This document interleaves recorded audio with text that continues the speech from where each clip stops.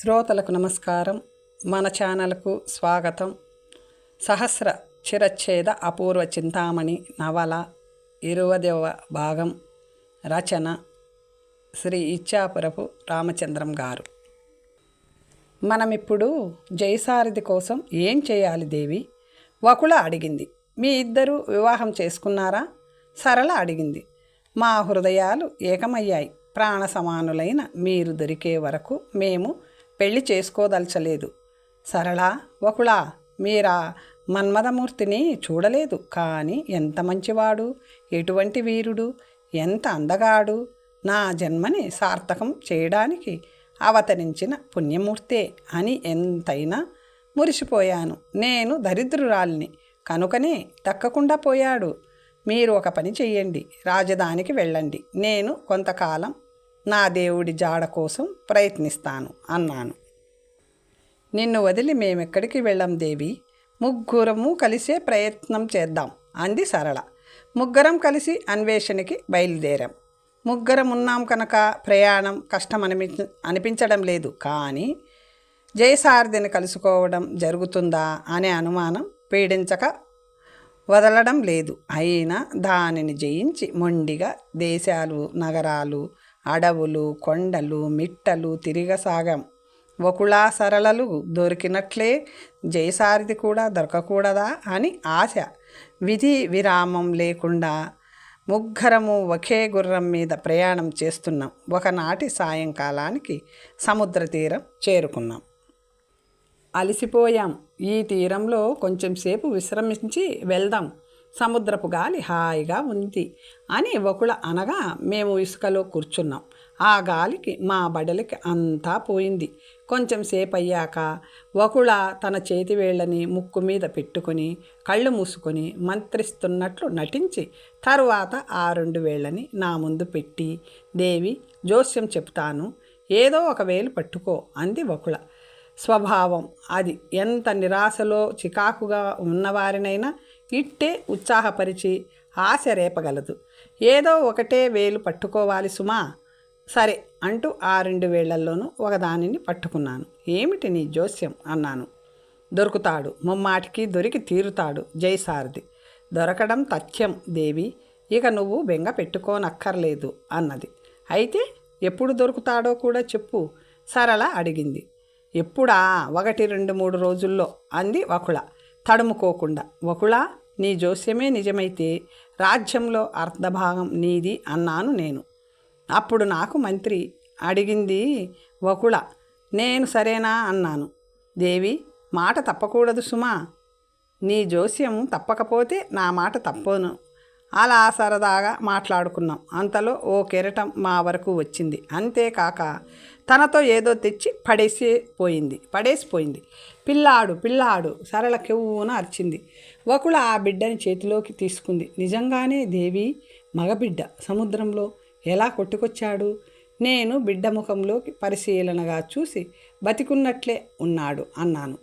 ఇసుక మీద చీరపరిచి ఆ బిడ్డను బోర్లా పడుకోబెట్టి వీపు మీద ఒత్తుతూ నీళ్లు కక్కించాను. అప్పుడు ఆ బిడ్డ ఏడవసాగాడు. 3 ఏండ్లు ఉండొచ్చు బిడ్డకి. ఆ పిల్లవాడెవరో ఎలా కొట్టుకొచ్చాడో సరిగ్గా మన దగ్గరకు వచ్చి పడ్డాడు అన్నాను. ఎవరో అక్కర్లేక సముద్రంలో పారేసి ఉంటారు అంది వకుళ. వీడిని మనతో మనం నగరం తీసుకుపోదాం దేవి అంది సరళ. అలాగే, కానీ అంతవరకు సాకేదెలా? నువ్వు పాలిస్తావా అన్నాను నవ్వుతూ. దగ్గరలో ఏదైనా ఊరుందేమో పోయి చూద్దాం, పాలు సంపాదిద్దాం అంది సరళ. దైవవశాత్తు బతికిన ఆ బిడ్డని సాకే భారం ఒకటి పడింది మా మీద. గుర్రం మీద బయలుదేరాం. కొంత దూరం పోయాక కొందరు మనుషులు కనిపించారు. ఆ ప్రాంతంలో ఏ పల్లె లేదా పట్టణము ఉండొచ్చుననుకొని వారిని అడగగా 2 క్రోసుల దూరంలో నారికేళ పట్టణం ఉందని తెలిసింది. తొందరగానే అక్కడికి చేరుకొని కొన్ని ఆవు పాలు సంపాదించి బిడ్డకి పోసాం. వాడు ఏడుపు మాని సరళ భుజాల మీద పడుకొని నిద్రపోయాడు. మేము నగరంలోకి బయలుదేరాం. అది సామాన్యమైన నగరం కాదు. విశాలమైన వీధులు, పెద్ద పెద్ద భవనాలు, మా వాళ్ళ నగరం అంతా ఉంది. ఆ వేళ అక్కడ ఏ ఉత్సవమో పండగో కాబోలు. జనం గుంపులుగా పోతున్నారు. కొందరు పరుగులు పెడుతున్నారు. ఏమిటి విశేషం అని అడిగాం. ఒక నగరవాసి గుర్రం మీదున్న మమ్మల్ని చూసి పరదేశిని ఉరితీస్తారు, చూడ్డానికి పోతున్నాం అంటూ గుంపులో కలిసిపోయాడు. మేము కూడా అదేమిటో చూద్దామనుకున్నాం. నగరం దాటాక బహిరంగ స్థలంలో ఉరికంబం ఏర్పాటు చేశారు. ఎవరో ఆ పరదేశి ఎందుకు ఉరితీస్తున్నారో నల్లని ముసుగు కప్పబడిన ఆ వ్యక్తి ఉరికంబం దగ్గర నిలబడి ఉన్నాడు. అతనికి రెండు వైపులా తలారీలు ఇద్దరు నిలబడ్డారు. ఉరితాడు వేలాడుతూ ఉంది, కానీ కంఠానికి తగిలించబడలేదు. తలారులు ఎవరి ఆజ్ఞ కోసమో ఎదురు చూస్తున్నట్లు ఉంది. నేరస్తుడు చేసిన అపరాధం ఏమిటో, అతని ప్రాణం ఎలా బాధపడుతుందో పాపం అతని తల్లిదండ్రులు, భార్యాబిడ్డలు ఎంతగా దుఃఖిస్తున్నారో. నేరస్తుల్ని శిక్షించకపోతే రాజ్యపాలన సవ్యంగా జరిగేదెలా అన్నాను నేను. శిక్షించబడిన వారందరూ నేరస్తులు అనుకోవడానికి వీల్లేదు. ఒక్కొక్కప్పుడు నేరం చేయని వారు కూడా శిక్షింపబడుతుంటారు అంది వకుళ. అది న్యాయమూర్తుల శక్తి సామర్థ్యాల మీద ఆధారపడి ఉంటుంది. గుర్రం మీద ఉండే మేము మాట్లాడుకుంటున్నాం. అక్కడ మూగిన జనంలో సంచలనం బయలుదేరింది. రాణి వీరమతీదేవి గారొస్తున్నారు, తప్పుకోండి తప్పుకోండి. జనం పక్కలికి తప్పుకున్నారు. ఒక నడి వయస్కురాలైన స్త్రీ వెనక ముందు అంగరక్షకులతో తిన్నగా ఉరికంబం సమీపించింది. అక్కడ గుర్రం ఆపి దాని మీద నుంచి, నగరవాసులారా, ఆ పరదేశీ మన శత్రుకూటమి లోని వాడై ఉండొచ్చు, లేకుంటే ముక్కు పచ్చలారని నా 3 ఏళ్ల ముద్దుబిడ్డ యువరాజుని చేతులారా హత్య చేయవలసిన కారణమేముంటుంది? మన ముఖ్యమంత్రి మార్తాండుడే అపరాధం జరుగుతుండగా చూసి నేరస్తుని బంధించాడు కనుక సాక్ష్యాధారాలతో అవసరం లేకుండా ఇంత ఘోరం చేసిన మహాపాపిని మీ అందరి సమక్షంలోనూ ఇప్పుడు ఉరి తీయడానికి నిశ్చయించబడింది అని అందరికీ వినబడేలా చెప్పి తలారులను ఉద్దేశించి, ఈ పాపిష్టి ముఖాన్ని అందరూ చూసేలా ఒకసారి ముసుగు తీయండి అంది. వారు ముసుగుని తొలగించారు. జయసారథి అని నోటితో అంటూ గుర్రాన్ని కాలితో హెచ్చరించడం ఏమిటి? గుర్రం గుంపుల మధ్య నుంచి దాటి ఉరికంబం దగ్గరికి ఉరికింది. నన్ను చూసి జయసారథి, అతన్ని చూసి నేను క్షణకాలం నివ్వెరపోగా మిగిలిన వారు మమ్మల్ని చూసి తెల్లబోయారు. నేను, మహారాణి, ఈ శిక్ష అక్రమం, అన్యాయం. ఇతను నేరాలు చేసేవాడు కాదు. శృంగార నగరం ప్రధాన సైన్యాధిపతి, వాలనగరానికి కాబోతున్న మహారాజు. ముందర ఉరికంబం దించండి అని వారిని ఉద్దేశించి అరిచాను. ఎవరైతే మాకేం, నేరం చేస్తే శిక్షిస్తాం అని మంత్రి చిహ్నాలతో ఉన్న ఒక వ్యక్తి నన్నెదిరించాడు. నేను వర నుంచి కత్తి దుయ్యడమే తడువుగా వకుళ, సరళలు కూడా తమ కత్తులు తీశారు. నిమిషంలో ఆ ప్రదేశమంతా రక్తపుటేరు కావలసిందే. కానీ ఇంతలో సరళ భుజాల మీద ఉన్న బిడ్డ లేచి ఏడవడం మొదలుపెట్టాడు. రాణి వీరమతి ఒక్క అంగలో ముందు కురికి, ఆగండి అంటూ సరళ దగ్గరున్న బిడ్డను అందుకుంది. నా బిడ్డ, నా ప్రాణం బతికే ఉన్నాడా అంటూ పట్టలేని సంతోషంతో ఆ బిడ్డని హృదయానికి హత్తుక్కుంది. ఆ సందట్లో మంత్రి చిహ్నాలు కలిగిన వ్యక్తి మెల్లగా జారుకుంటుండడం చూసి రాణి, అదిగో పారిపోతున్నాడు, ఇంతకీ కారకుడైన నా మంత్రిని ముందర బంధించండి అనడంతో ఆ మంత్రి కంఠం సరళ వకుళాలు 2 కత్తుల మధ్య ఇరుక్కొని ఉంది. నేను జయసారథిని ఉరికంబం దించి, అయ్యో నీ కోసం ఎన్ని కష్టాలు పడ్డాము జయ, నీకీ ప్రారబ్ధం ఏమిటి అన్నాను. అప్పుడు రాణి వీరమతి, అమ్మ మీరెవరో సకాలంలో అవతరించి నా బిడ్డని నాకు ప్రసాదించడమే కాకుండా ఒక నిర్దోషి ప్రాణాలు కాపాడారు. మీరందరూ నా రాణివాసానికి దయచేయండి, సావకాశంగా మాట్లాడుకుందాం అని దుర్మార్గుడైన మార్తాండుని ప్రస్తుతానికి ఖైదు చెయ్యండి అని సిబ్బందికి ఆజ్ఞాపించింది. మేము ఆమెతో రాణివాసానికి వెళ్ళాం. మాకు తగిన మర్యాదలు చేసి బిడ్డని ఒళ్ళో పెట్టుకుని, అమ్మా ముందు నా సంగతి చెప్పనివ్వండి. నేను 7వ మాసంలోని ఈ బిడ్డని గర్భంలో ధరించి ఉండగా వీని తండ్రి క్షయవ్యాధితో దివంగతులయ్యారు. అప్పటినుంచి నన్ను నామమాత్రంగా ఉంచి మంత్రే సర్వకార్యాలు చక్కబెడుతున్నాడు. నేను ఈ బిడ్డని ప్రసవించాను. రాజ్యానికి అర్హుడైన మగబిడ్డ కలిగినందుకు నేనే కాక నగరవాసులందరూ సంతోషించారు. మంత్రి అసూయ పడుతున్నాడని కొందరు చెప్పినా నేను నమ్మలేదు. పసిబిడ్డ వల్ల కాని, బిడ్డ తల్లినైనా నా వల్ల కాని రాజ్యపాలన ఏమవుతుంది? మంత్రి అన్నీ చూడసాగాడు. ఒకనాటి రాత్రి నా పక్కలో బిడ్డ మాయమయ్యాడు. నేను బేజారై సైన్యాధిపతికి ఈ సమాచారం తెలియజేశాను. అతను వెంటనే తన సిబ్బందిని నగరంలో 4 వైపులకి పరిగెత్తించాడు. ఈ నగరానికి కొంచెం దూరంలో సముద్రం ఉంది. ఆ సముద్ర తీరం వారు ఈ జైసారథి అన్న పరదేశి నా బిడ్డను ఖండఖండాలుగా నరికి సముద్రంలో పారేస్తుండగా చూసి బంధించినట్లు మంత్రి మాకు చెప్పాడు. మేము జైసారథిని విచారించాం. నేను శృంగార నగర సైన్యాధిపతిని. కారణాంతరంచే ప్రియురాలితో ప్రయాణం చేస్తుండగా అడవిలో నన్ను పాము కరిచింది. నేను సృహ తప్పి పడిపోయాను. నన్ను కప్పిన ఆకులు మొదలైన వాటిలో మూలికా ప్రభావం వల్ల విషం విరిగి నాకు తెలివొచ్చింది. ప్రియురాలు కనబడక ఆమెను వెతుక్కుంటూ మీ నగరం చేరాను. సముద్ర తీర ప్రాంతంలో నడుస్తుంటే బిడ్డ ఏడుపు వినిపించింది. పరిగెత్తి చూడగా కొందరు దుర్మార్గులు ఆ బిడ్డను ఏదో చేయబోతున్నారు. వారిని నివారించబోయాను. వారికి నాకు పోరు జరిగింది. నాతో పోరిన వారిలో మీ మంత్రి మార్తాండు కూడా ఉన్నాడు. ఒకవైపు నేను పోరాడుతుండగానే సైనిక బలాలొచ్చి మమ్మల్ని ముట్టడించాయి. అది గమనించి వెంటనే మంత్రి స్వయంగా ఆ బిడ్డని సముద్రంలో పారేసి నేనే నేరస్తుడనని వటులకు పట్టి ఇచ్చాడు అని అతను చెప్పాడు. జైసారథి చెప్పినదంతా మాకు కథలా తోచింది, కానీ యథార్థమని అనిపించలేదు. మేము మా మంత్రి మాటలు కాక పరదేశీ మాటలు ఎలా విశ్వసించగలం? మంత్రి సర్వాధికారి కనుక అతను జైసారథికి ఉరిశిక్ష విధించాడు అంటూ రాణి వీరమతి చెప్పినది విని జైసారథి నిరపరాధి అని మీరిప్పటికైనా ఎలా తెలుసుకోగలిగారు అని నేను అడిగాను. బిడ్డ ఖండాలుగా నరకబడి సముద్రంలో పారవేయబడడం అబద్ధమని ఈ బిడ్డ దొరకడమే చెబుతుంది కదా. మంత్రి అలా ఎందుకు నేరారోపణ చేయవలసి వచ్చిందంటారు? ఖండించకుండా పారేశాడన్న జైసారథి శిక్షార్హుడే కదా. బిడ్డని సజీవంగా పారేశాడంటే నేను ఆశతో వలలు వేయించి సముద్రమంతా గాలించవచ్చు. బిడ్డ దొరికితే తన ప్రయత్నం అంతా వృధా కదా. ముక్కలుగా నరకబడి సముద్రంలో పారయ్యబడ్డాడంటే నేను నిరాశపడి ఊరుకోవడం కంటే చేయడానికి ఏమీ ఉండదు. జరిగినది అదే. ఇలాంటి ఘోరం చేయడంలో మీ మంత్రి ఉద్దేశం ఏమై ఉంటుంది? బిడ్డ పెరిగి పెద్దవాడయ్యాక తన సర్వాధిపత్యానికి భంగం కలుగుతుందని అతను నా బిడ్డ మీద అసూయ పడుతున్నాడని నేను లోగడ విన్న విషయం బలపడింది. ఇన్ని ఆలోచనలు ఊహలు ఎందుకు? మంత్రిని పిలిపించి అడిగితే ఇప్పుడేమంటాడో తెలుస్తుందిగా అంది వకుళ.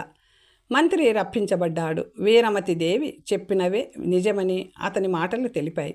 అతను తన నేరాన్ని అంగీకరించి క్షమాపణ కోరాడు. కానీ రాణి వీరమతి అతన్ని క్షమించడానికి అంగీకరించలేదు. తన బిడ్డ సజీవంగా లభించాడు కనుక మంత్రికి ఉరిశిక్షను జన్మాంతర ఖైదుకి తగ్గించింది. ఇంకా మాకక్కడ పనేమీ లేనందున మేము నలుగురము ఆమె దగ్గర సెలవు తీసుకుంటూ మా రాజధానిని చేరుకుందుకు ఒక గుర్రాన్ని కోరుతూ నగరం చేరాక వాపసు చేస్తామన్నాము. తన బిడ్డని ప్రసాదించిన వారికే ఏమిచ్చినా తక్కువే అంటూ ఆమె తన సంస్థానంలో కల అత్యుత్తమ అశ్వాన్నిచ్చి నా కానుకగా స్వీకరించండి, తిరిగి పంపకండి అని బతిమాలింది. 2 గుర్రాల మీద తొందరలోనే మేము మా వాలనగరం చేరుకున్నాం. వకుళ సరళలు భైరాగి చేత చెరపట్టబడడం, భైరాగి నన్ను పెట్టిన తిప్పలు, నేను వారిని ఎలా విడిపించగలిగింది అన్నీ జైసారథికి చెప్పాను. అతను నేను తనని కప్పిన ఆకుల వల్ల విషప్రభావం విరిగి ఎలా బతికింది, తర్వాత నేను కనిపించక తానెంత దుఃఖించింది మొదలైన విషయాలు నాకు చెప్పాడు. ఎవరెన్ని కష్టాలు పడ్డా చివరికి అందరము కలుసుకోగలిగినందుకు కష్టాలన్నీ మరిచిపోయాం. వృద్ధమంత్రి తన కుమార్తెలను చూసి పరమానందం చెందాడు. తన బిడ్డలను తెచ్చి అప్పగించగలిగినందుకు నన్నెంతో పొగిడాడు. మా తండ్రి గారు ఎక్కడున్నారో కూడా నాకు తెలియదు. తండ్రి తరువాత తండ్రి వంటి వృద్ధమంత్రికి జైసారథి విషయము, మా తల్లిగారు చనిపోతూ చెప్పిన మాటలు చెప్పి జైసారథితో నా వివాహం జరపడానికి ఆయననే సారథ్యం వహించమని కోరాను. ఆయన సంతోషంతో అంగీకరించి ఎంతో ఉత్సాహంతో పెళ్లి ఏర్పాట్లు ఘనంగా చేశాడు. ముహూర్తం ఇక 3 రోజులు ఉందనగా నా వివాహ వార్త మా మేనత్తకు ఎలా తెలిసిందో భీమపట్నం నుంచి జగదాంబ తన కొడుకు కాళిదాసుని వెంటబెట్టుకొని దిగింది. నేను ఆశ్చర్యపోయాను. మా నాన్నగారు దేశం వదిలి వెళ్ళింది మొదలు అతీగతి లేని వాళ్ళు ఇప్పుడెందుకు వచ్చారో నాకు అర్థం కాలేదు. వారి రాక నాకు అసహ్యం కలిగించింది. వాళ్ళ ముఖం చూడాలనిపించలేదు. నాకది విషమ పరిస్థితి. నా ప్రథమ వివాహం విషయం జయసారథికెప్పుడూ చెప్పలేదు. చెప్తే అతను నా ప్రేమను నిరాకరిస్తాడనో వివాహానికి అంగీకరించడనో కాదు. ఆ విషయాలు ఎత్తడం అంటేనే నాకు పరమ అసహ్యంగా ఉండేది. అది తలుచుకోబుద్ధి అయ్యేది కాదు. అందుచేతనే నేను చెప్పలేదు. కానీ వేరే ఉద్దేశం వల్ల కాదు. ఆ విషయం తెలిస్తే అతని ప్రవర్తన ఎలా ఉంటుందో అనే సంకోచం మాత్రం లేకపోలేదు. ఎలా ఉంటే మాత్రం నేను చెయ్యగలిగింది ఏముంది? ఎలాంటి పరిస్థితినైనా ఎదుర్కొనేందుకు సిద్ధంగానే ఉన్నాను. జయసారథి, నేను, వకుళ, సరళలు, వృద్ధమంత్రి, ఇంకా ఎవరెవరో 10 మంది ఉండగా మా అత్త జగదాంబ కాళిదాసుని వెంటబెట్టుకొని వచ్చింది. ఇదేనా మర్యాద? ఇదేనా సాంప్రదాయం? ఇదేనా నీతి? నా కొడుకుని పెళ్లి చేసుకొని గర్భాధానమైన వెంటనే వదిలేస్తావా? ఇంతవరకు మెదలకుండా ఊరుకొని ఇప్పుడు 2వ పెళ్లికి సిద్ధమవుతున్నావా? మీ అమ్మా నాన్న ఉంటే ఇలాంటి ఘోరం జరుగుతుందా అని గట్టిగా అడిగింది. జయసారథి తెల్లబోయాడు. నా ముఖంలోకి పరీక్షగా చూశాడు. నీ కొడుకు తగిన భర్త కాడు కనుక తల్లి చనిపోతూ చెప్పిన ప్రకారం రాణి ప్రమీళ తిరిగి వివాహం చేసుకుంటుంది. దీనిలో నువ్వు ఆక్షేపించవలసింది ఏమీ లేదు అన్నారు వృద్ధమంత్రి. ఆక్షేపించవలసింది లేదా? స్త్రీ భర్త ఉండగానే తిరిగి పెళ్లి చేసుకోవచ్చునని ఏ శాస్త్రంలో అయినా ఉందా? నీతి కల రాచకుటుంబాలు చేయవలసిన పనేనా ఇది? నువ్వు నాకొద్దు పో అంటుంటే చూరు పట్టుకుని వేలాడడం మాత్రం ఏమంత నీతి, ఏమంత గౌరవం? భర్త నపుంసకుడైతే ఆ భార్య తిరిగి పెళ్లి చేసుకుందుకు సర్వహక్కులు ఉన్నాయి అని నేను ఆమెను ఎదిరిస్తుంటే జయసారథి చివాలున లేచి అక్కడి నుంచి వెళ్ళిపోయాడు. సరే, నన్ను నా కొడుకుని ఉసురు పెట్టి నువ్వు మళ్ళీ పెళ్లి చేసుకుని ఆ మొగుడితో ఏం సుఖపడతావో నేను చూస్తానులే అని జగదాంబ కొడుకుని వెంటబెట్టుకుని వెళ్ళిపోయింది. నేను బరువెక్కిన గుండెలతో జయసారథి వద్దకు వెళ్ళి తల వంచుకొని దీర్ఘంగా ఆలోచిస్తున్న అతని పాదాల మీద పడ్డాను. జయ, నేను చేసింది ఒకటే తప్పు. నా మొదటి పెళ్లి విషయం నీకు చెప్పవలసింది చెప్పలేదు. ఆ ప్రస్తావన చేయడమే నాకు అసహ్యంగా ఉండడం వల్ల చెప్పలేదు. కానీ ఇతర కారణాల వల్ల కాదు. మా నాయనగారి పొరపాటు వల్ల ఆ వివాహం జరిగింది. కానీ భగవంతుడి సాక్షిగా నేను ఆ భర్తను తాకనైనా తాకలేదు. అతను ఒక జంతువు, చలనం లేని జడం. నీ నుంచి నేను ఎలాంటి సంజాయిషి కోరడం లేదు. ఆ రొంపిలోకి నన్ను లాగకు, క్షమించి నన్నింతటితో పోనీయి అన్నాడు.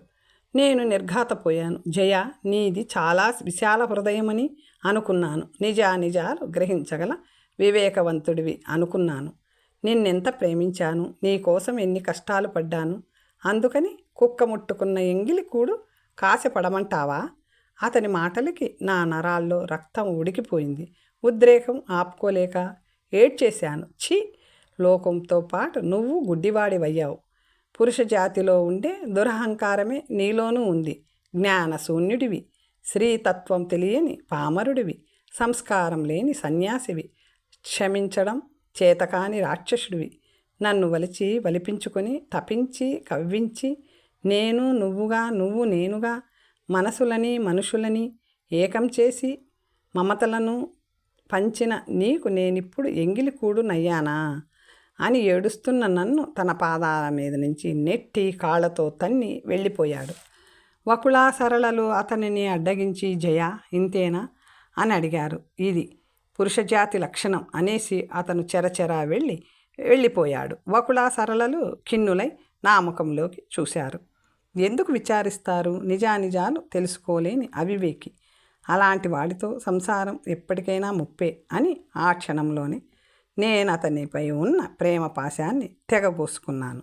నాకే కాకుండా వకుళకి, సరళకి కూడా పురుష జాతి మీద అసహ్యం కలిగింది.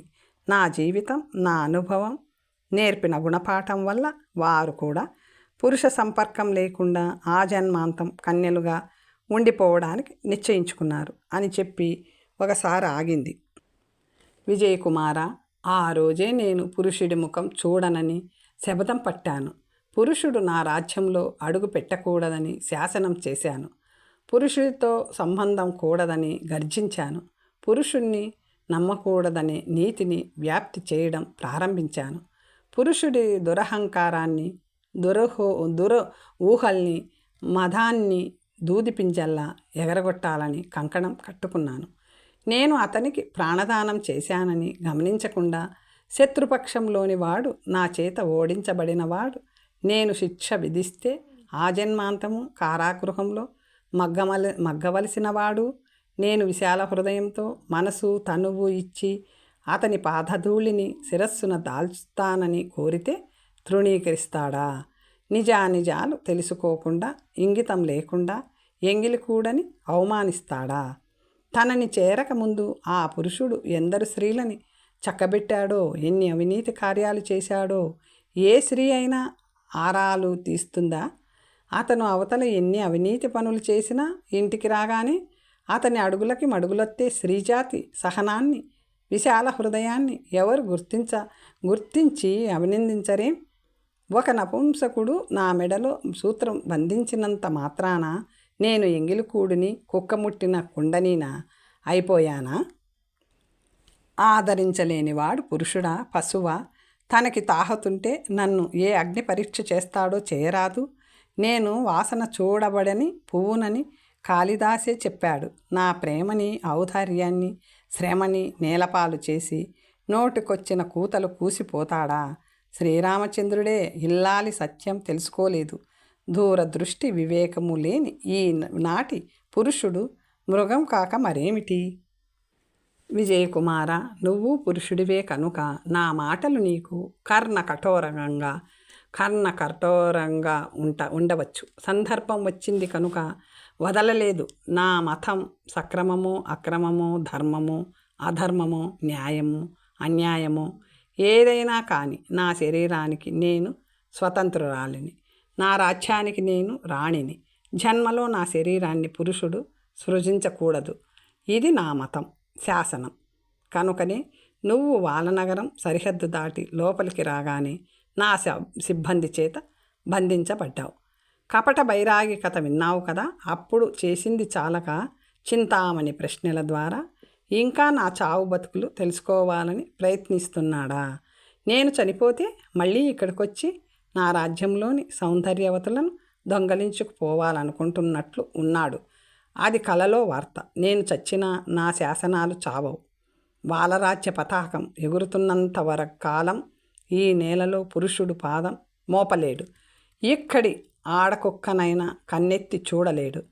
విజయకుమార, నీకు నా మంత్రులైన వకుళ సరళలను పరిచయం చేస్తాను అంటూ ప్రేమీళారాణి వారిని రప్పించింది. వారు పురుషుడిని చూసి ఆశ్చర్యపోయారు. అది గ్రహించి, చెలులారా, పురుషుడైన ఈ రాజకుమారుడు నా హితవు కోరి నా అనుమతి మీదే ఇక్కడున్నాడు. ఒకప్పుడు మిమ్మల్ని చెరపట్టి హింసించిన కపట బైరాగి మీకు గుర్తున్నాడా అని అడిగింది. ఓరి దొంగ బైరాగి, బతికే ఉన్నావా అంటూ వాళ్ళిద్దరూ ఆవేశంతో కత్తులు తీశారు. వాడు బతికుండడమే కాదు, నేను బతికున్నానో లేదో తెలుసుకోవాలనుకుంటున్నాడు అంటూ దొంగ బైరాగి కుండిన నగరం చేరడం, చింతామణి ద్వారా ప్రశ్నలు అడిగించడం, విజయకుమారుడి ప్రయత్నం మొదలైనవన్నీ కథలా చెప్పి వారు అడిగిస్తున్న 4వ ప్రశ్న ఏమిటో వినండి. ప్రేమించిన వాని ఎందుండే అనురాగం వల్ల అడవులలో తిరుగుతూ స్త్రీ అయి ఉండి పురుషవేషం ధరించి మహర్షిచే కామించబడిన ఆ ఇరువురు కాంతలను అపహరించి మహర్షిని ఖండించబోనిన ఆ ధీరురాలెవరు? ఇప్పుడు ఆమె జీవించి ఉందా, మృతి చెందిందా అని చెప్పి విజయకుమార భైరాగిచే కామించబడిన స్త్రీలు వీరేనని, పురుషవేషం ధరించి ఆ తుంటరిని ఖండించబోనిన ధీరురాలు నేనేనని వేరే చెప్పక్కర్లేదు కదా అంది దేవి.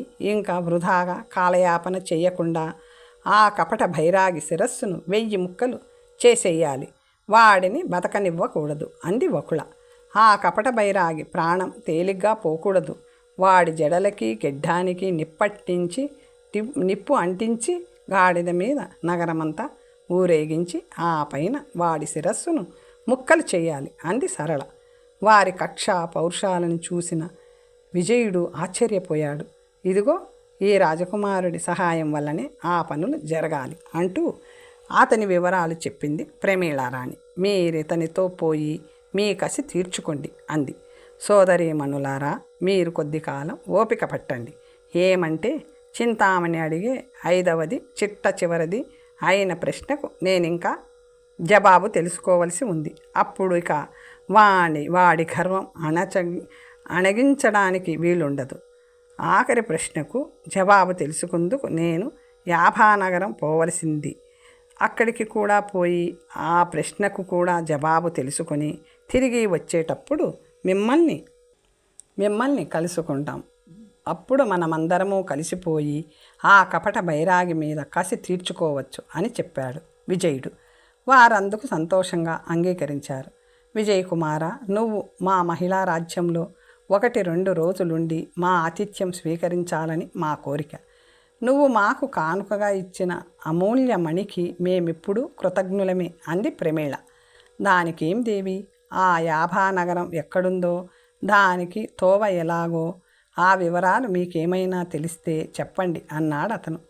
అలాంటి పేరుగల నగరం ఈ భూమండలంలో ఉందని కూడా నేనెప్పుడు వినలేదు. అయినా నువ్వు బయలుదేరేలోగా కనుక్కుందుకు ప్రయత్నం చేసి నువ్వు కావించబోతున్న మహత్కార్యానికి నా చేతనైన సాయం చేస్తాను. అది నాకు ఆనందమే. మా నగర చరిత్ర అంతా చెప్పి నీకు అలసట కలిగించాను. స్నాన భోజనాదులు కానిచ్చి విశ్రాంతి తీసుకో అని రాణి ప్రమీళ ఆ ఏర్పాట్లు చేయమని వకుళ సరళకు చెప్పింది. విజయుడికి వాలనగరంలో యాభానగరం గురించి ఉపకరించే సమాచారం ఏమీ లభించలేదు. మళ్ళీ భగవంతుడి మీద భారం వేసి కనిపించిన తోవన కదలడమే అని కర్తవ్యమయ్యింది. మండు వేసవి, పైన నెత్తి కింద కాళ్ళు కాలుతున్నాయి. ఎండకు జంకి వానకి జడిసి జాగు చేయదలుచుకోలేదు అతను. రాజధాని వదిలి చాలా మాసాలయ్యింది. 5-6 రోజుల నుంచి అలాంటి మండుటెండలోనే ప్రయాణం చేస్తున్నాడతను. తోవ పొడవునా అనేక మృగాలు, పక్షులు ఎండదెబ్బకి చచ్చిపడుండడం కనిపిస్తున్నా అతను లెక్క చేయకుండా నడుస్తూనే ఉన్నాడు. ఎదురుగా కౌపీనధారులెవరో పరిగెత్తుకు వస్తున్నారు. ఎందుకైనా మంచిదని వరలో నుంచి కత్తి తీసి సిద్ధంగా ఉన్నాడు. వారు అతనికి దగ్గరగా వచ్చి, ఏయ్ పిచ్చివాడా, ఎక్కడికి ఇలా చస్తావు, వెనక్కి పద అన్నారు. అయ్యా, మీరెవరు? ఒంటి మీద గుడ్డలైనా లేకుండా ఎందుకిలా పరిగెత్తుకొస్తున్నారు? నన్నెందుకు ముందుకు పోవద్దంటున్నారు అడిగాడు విజయుడు. దయ్యాన్ని భూతాన్ని మించిన గజదొంగ దారులు కొట్టే ధీర మల్లుడున్నాడటు. ధీరమల్లుడంటే ఎవరు? బందిపోటు దొంగ. వాడి వల్లనే మాకిలా నిలువు దోపిడీ అయ్యింది. మా ఆస్తిపాస్తులన్నీ అపహరించి సర్వం క్షౌరం చేసి గోచీలిచ్చి పంపించాడు. మీరెవరు? ఆ దొంగ చేతిలో ఎందుకు చిక్కుకున్నారు అన్నాడు విజయుడు. మేమందరము రత్నాల వ్యాపారులం. మాది మణిహార ద్వీపం. ఇక్కడికి సుమారు 25 యోజనాల దూరంలో ఉన్న యాభానగరం పోయి రత్నాలమ్ముకొని డబ్బు తెచ్చుకుంటుంటే ఈ ఘోరం జరిగింది. ధీరమల్లు పేరు మేమిదివరకే విని ఉన్నాం. వాడు ఇలాగే అనేక శ్రీమంతులని దోచుకుంటున్నాడని, వాడి శిరస్సు ఖండించి తెచ్చిన వారికి 1,00,000 వరహాలు బహుమానం ప్రకటించబడిందని మాకు తెలుసు. కానీ మమ్మల్ని ఇలా దోచుకుంటాడనుకోలేదు. మా దగ్గర డబ్బుంటుందని వాడు ఎలా పసిగట్టాడో. సరిగ్గా ఈ ప్రాంతం వచ్చేసరికి ముఠాతో వచ్చి ముట్టడించాడు. మా ధనాన్నే కాక విలువైన దుస్తుల్ని కూడా లాక్కొని ఈ గోచీలు కట్టించి తరిమేశాడు. ప్రాణాలతో బయటపడ్డాం. మరో 20 యోజనాలు ప్రయాణం చేస్తే కానీ మా ద్వీపం చేరలేం. ఎండేమో ఇలా మండిపోతుంది. ఒంటి మీద గుడ్డ ముక్కైనా లేదు. మా నగరం ఎలా చేరుతామో నువ్వైనా ఆ దొంగ కళ్ళబడకుండా పో. నేను మీకంటే గొప్పవాడినా నేను ఈ మార్గాన పోక తప్పదు. నేను యాభానగరం పోవాలి. అది ఎటుందో మీకు తెలిస్తే చెప్పండి అన్నాడు విజయుడు. అయితే నువ్వీ తోవన పోక తప్పదు.